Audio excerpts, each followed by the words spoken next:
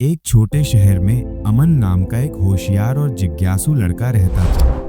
हर गर्मी की छुट्टियों में वो अपने दादाजी के पास जाता था।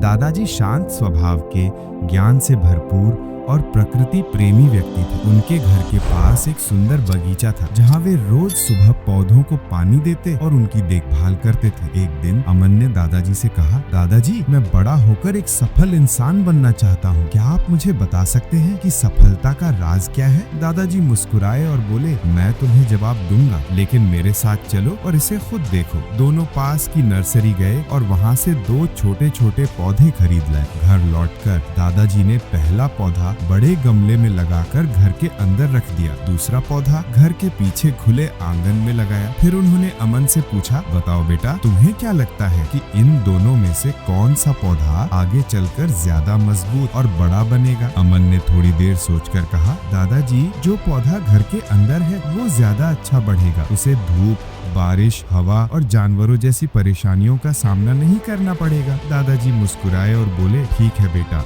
देखते हैं आगे क्या होता है। कुछ समय बाद छुट्टियां खत्म हुई और अमन अपने घर लौट गया। 5 साल बाद फिर छुट्टियों में वो दादाजी के पास आया। आते ही बोला, दादाजी, पिछली बार मैंने आपसे सफलता के बारे में पूछा था, आपने तब जवाब नहीं दिया था। इस बार बताइए, मैं जानना चाहता हूँ। दादाजी हंसते हुए बोले, चलो पहले उन पौधों को देखते हैं, फिर बात करेंगे। वे पहले घर के अंदर गए। वहाँ का पौधा अब थोड़ा बड़ा होकर एक छोटे पेड़ जैसा दिख रहा था, लेकिन उसकी जड़ें गमले में ही सीमित थीं। फिर वे बाहर खुले आंगन में गए। वहां अमन ने देखा एक विशाल वृक्ष खड़ा था, जिसकी शाखाएं दूर तक फैली थीं और उसकी छाया में कई लोग आराम कर रहे थे। दादाजी ने पूछा, अब बताओ बेटा, इनमें से कौन सा पौधा ज्यादा बड़ा और मजबूत बना? अमन ने आश्चर्य से कहा, दादाजी, बाहर वाला पौधा ही ज्यादा बड़ा और ताकतवर बना, लेकिन उसे तो धूप, बारिश, हवा, जानवर सबका सामना करना पड़ा होगा। फिर भी वो इतना मजबूत कैसे हुआ? दादाजी ने प्यार से समझाते हुए कहा, बिल्कुल सही देखा तुमने। बाहर वाले पौधे को हर तरह की कठिनाइयों का सामना करना पड़ा।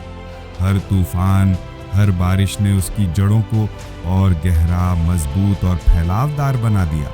वहीं अंदर वाला पौधा सुरक्षित तो रहा, लेकिन उसकी जड़ें गमले की सीमाओं में ही बंधी रह गई।